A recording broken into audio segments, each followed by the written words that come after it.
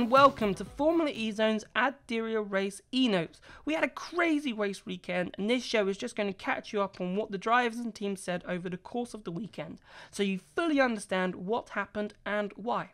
So let's just get straight into it. Let's start with BMW. Obviously a strong start with Sims getting both poles and the race win on Saturday, but they struggled on Friday, and that was mainly due to race efficiency. They just simply ran the race too hard. Sims and Gunther both had like a lap less of usable energy towards the end of the race, and that really hampered Sims as he dropped from 3rd to 8th. But luckily for him, they sorted that out on Saturday, and Sims said that the race was just a dream race and that he thanked the team for putting the errors right from Friday. But Maxi Gunther, he struggled to match Sims on Friday, but a good race on Saturday, but that was simply just destroyed by the overtake under the safety car. And I think everyone was surprised by how long the penalty took to just happen, because it was obvious on the TV screens that he'd overtaken under the safety car.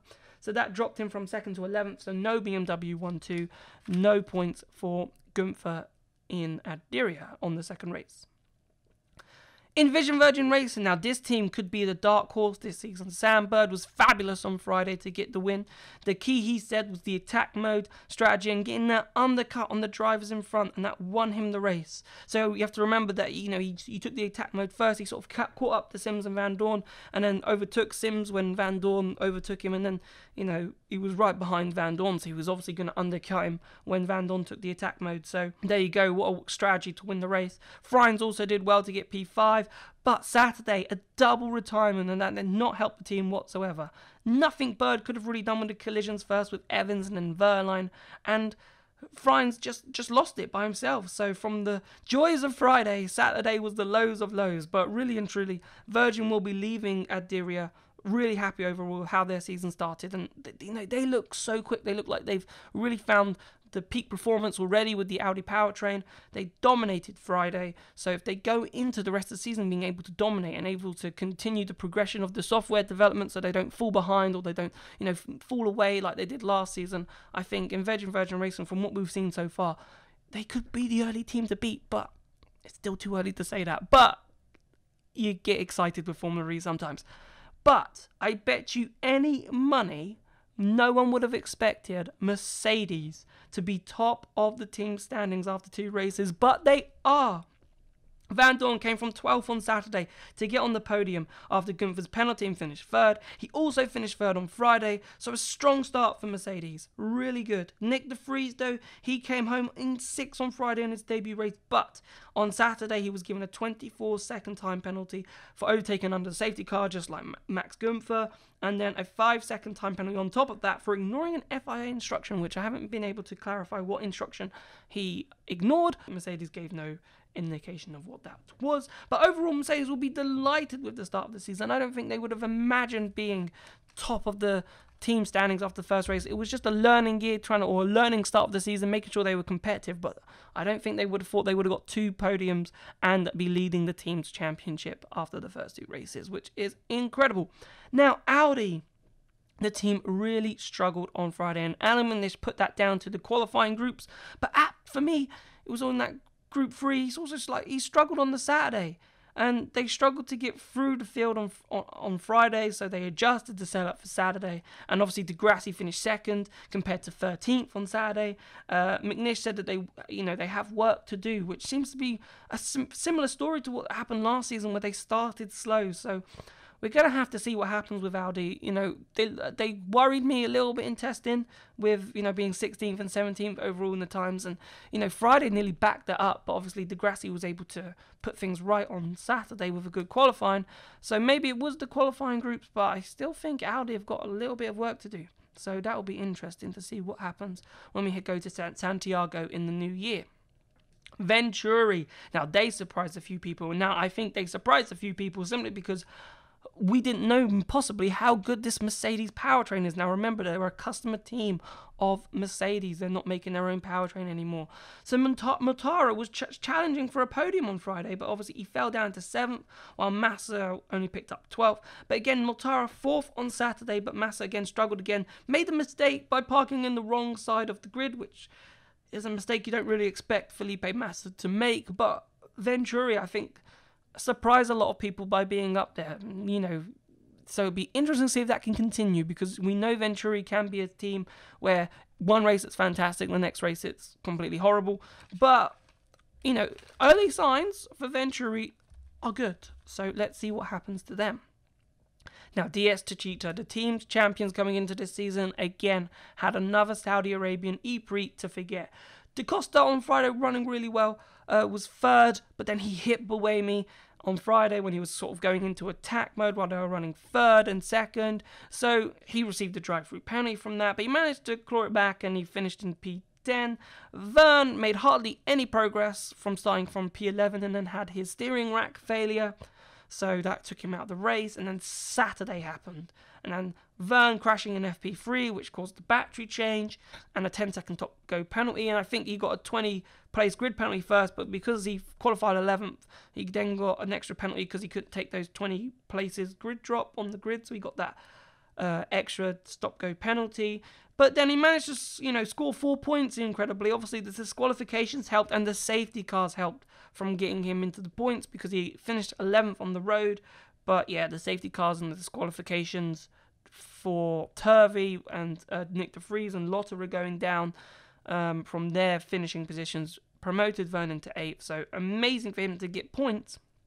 But again, the safety cars, if it wasn't for the safety cars in that race, he would have finished stone dead last. He was 30 seconds behind Nico Muller in 23rd at the time when the safety cars came out. So, but a lot to learn. I still think there's a lot of positives. They are quick, Techeetah. So I think we'll see him moving forward in the race. And obviously Vern, he won't be in the Group 1 for qualifying in Santiago. So hopefully the track will be a bit cleaner for him. So he might be qualifying back and maybe normal service is resumed in Santiago. Now, Porsche had a solid race weekend with Lotterer providing the race, providing a podium, for the German team on their opening with second place, which was amazing. He did finish 6th on the road again, but again overtaken under the safety car, dropped him out of points contention on the Saturday. Niljani struggled again, finishing 13th on Saturday and 17th on Friday, so he has a lot to learn to catch up to Lotterer. Obviously, he's only done 2 races before, so he's now done 4 races, so a lot to learn for Niljani as the team progresses through the season. Now, Mahindra showed bright sparks. Obviously, they had, really good qualifyings with D'Ambrosio. He got into Super Pole, but he couldn't really convert it on the Friday. He dropped to 9th after starting 5th. So, a bit of a struggle. Verline, he ended 11th after another qualifying outside of the top 10, and then Saturday wasn't any better, as D'Ambrosio never got going. It was a battery management issue, and he was P4. So, again, another good qualifying from D'Ambrosio, but thrown away before the race could even start, because, the car didn't get going. And then Verline was doing okay during the race, but then suffered that damage from crashing into Bird. And, the race sort of went away from there, and he was well down the order. And Dilbag Gill team principal said, it was just simply not good enough this weekend. A really challenging weekend. Some good points, but a lot of points that they just need to not do, essentially, and not crash. Make sure the car can get underway so they don't have these problems going into Santiago. So a good start from Mahindra, but a lot to work on. Now, Jaguar, they struggled. They never looked like they were challenging the front runners. Evans was only P10 on Friday, and he retired on Saturday, obviously, with that collision between him and Bird. Running better with Bird, he was at P5. But, again, he was just there. It didn't look like Jaguar were ever in a position to challenge for a podium, really, or a race win. James Collado had his troubles in free practice, but by having a few shunts. He was 16th on Friday, but picked up the final point on Saturday in 10th. Due to the penalties. So, still, I think a lot to learn for Jaguar. I think this was going to be a big season for them if they can make that next step and be competitive. And, the way Mercedes have started the season, I think Jaguar will be worried, because I think Jaguar thought they should be beating Mercedes at this point of the season, or challenging them. And they look like they're ahead at the moment. So, obviously, still very early days to see what Santiago brings for Jaguar, but I think maybe a tiny bit cause for concern for the English team. Nissan, solid day. They looked quick. Buemi, obviously didn't finish. He didn't finish on a Friday. Was running really well. Was running in P2, and it just went away. So with the crash with Da Costa, so being taken out, so no fault of his own there. Roland did really well to get to P4 on the Friday and then P5 on Saturday. So they'll be satisfied, Nissan, with their race weekend. I think there's a lot to learn. There's a lot of positives for Nissan. They're quick. So they haven't been hampered too much with their losing the dual motor system.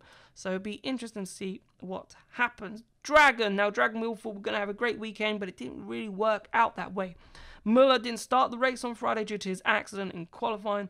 Hartley picked up points on Saturday for P9, so obviously again benefiting from the disqualifications, so he managed to pick up 2 points. And Muller again retiring on the Saturday race, so it's not the start of the season Nico Muller would have liked.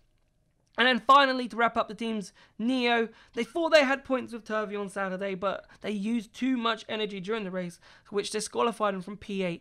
So, such a shame for Turvey. A great race, making sure he was in there, finished in the points on merit, but being disqualified on the Saturday race, really heartbreaking for the team, because they will need any point that they can get this season. Marching well, nearly scored points on the Saturday actually, but then went backwards towards the closing stages due to energy saving and finished 19th. So that really wraps up Neo and all the teams and the first race weekend of the season. So I hope you enjoyed our little e-notes and that sort of caught you up with what happened, why it happened. So the next race now is not till the new year in Santiago. So please remember to keep checking the website for all the latest news that comes out between now and Santiago. Please remember, if you're liking these videos, please remember to like, subscribe. That really helps the channel grow and shows us what we can do to improve. If you think there's anything we need to improve or anything you'd like us to do, we can obviously try and see if we can fit that in and make it a great video for you. Thank you so much for listening, and we will see you in Santiago. See you later.